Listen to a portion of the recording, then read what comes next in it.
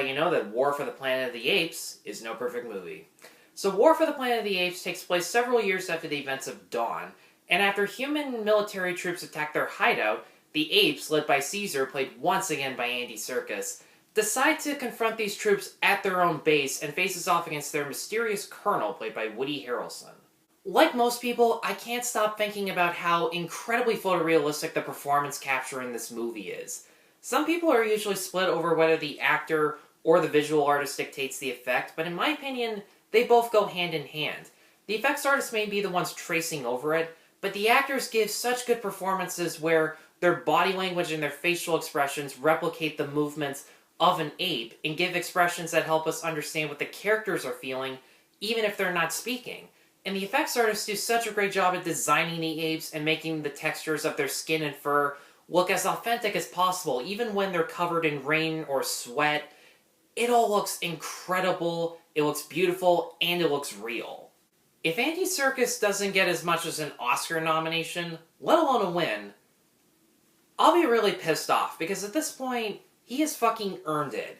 In this movie, he really captures Caesar's confliction between protecting his tribe and letting his frustration over the humans cloud his judgment. For years, he has been offering them peace and does not want to fight them. He wants to respect them. But every time they refuse out of mistrust or fear, they come really close to endangering his tribe and his family every single time. So it's easy to understand why in this movie he lets his emotions decide things for him, as opposed to him thinking of a concrete plan or letting the wisdom of his fellow apes inspire him to come up with a plan. And Woody Harrelson is easily the most threatening human villain in the entire franchise. At first glance, he's easily despicable. He rejects Caesar's offer for peace and tries to ambush him. He hates apes for a virus that he knows full well is humanity's fault. And he even has some apes who hate Caesar fight alongside his troops.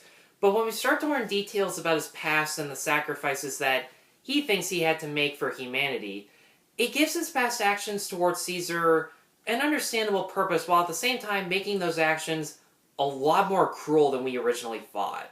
Matt Reeves directs this film in a way that's very reminiscent of old war movies. He uses a lot of extreme wide shots in order to make the apes feel smaller in comparison to the humans, lots of dissolves that give equal amount of weight to the shot before and after as they transition, and there's much more of an emphasis on telling the story through visuals and the beautiful musical score as opposed to dialogue.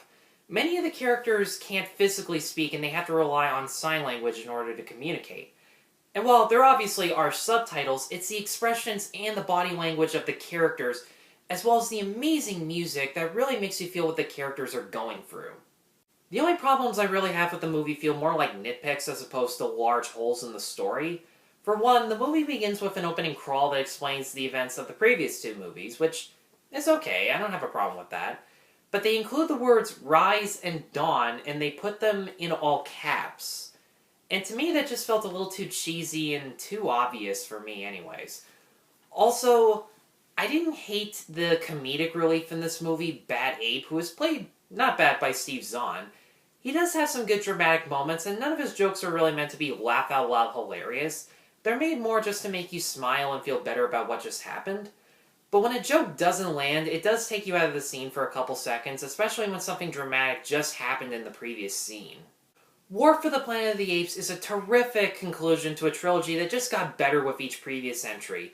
Thanks to Oscar-worthy special effects, top-notch direction, tremendous acting, a wonderful score, and just such an emotional story. And for that reason, I'm going to give War for the Planet of the Apes a 4.5 out of 5. Guys, thanks as always for watching. Be sure to like, subscribe, check out my other reviews at NoPerfectMovie.com. And once again, thank you all very much for watching. Take care.